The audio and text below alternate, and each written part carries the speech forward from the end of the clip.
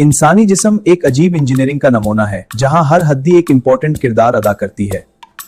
जब इंसान पैदा होता है तो उसके जिस्म में तकरीबन 270 हड्डियां होती हैं। वक्त के साथ जिस्म की कुछ हड्डियां आपस में जुड़ जाती हैं और बालिग उम्र तक सिर्फ 206 हड्डियां रह जाती हैं।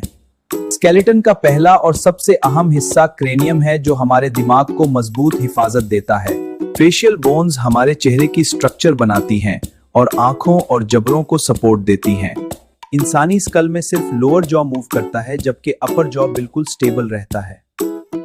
स्कल के नीचे बैकबोन शुरू होती है, जो पूरे जिस्म को सपोर्ट और बैलेंस देती है।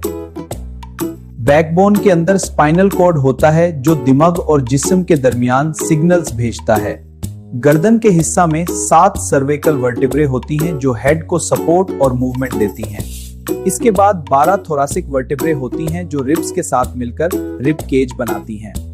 लोअर बैक में 5 लंबर वर्टेब्रे होती हैं, जो जिस्म का ज्यादा वजन संभालती हैं। सैक्रल वर्टेब्रे आपस में जुड़कर सैक्रम बनाती हैं, जो पेल्विक गर्डल को सपोर्ट देता है। बैकबोन का आखिरी हिस्सा कॉक्सिक्स होता है, जिसे टेल बोन भी कहा जाता है।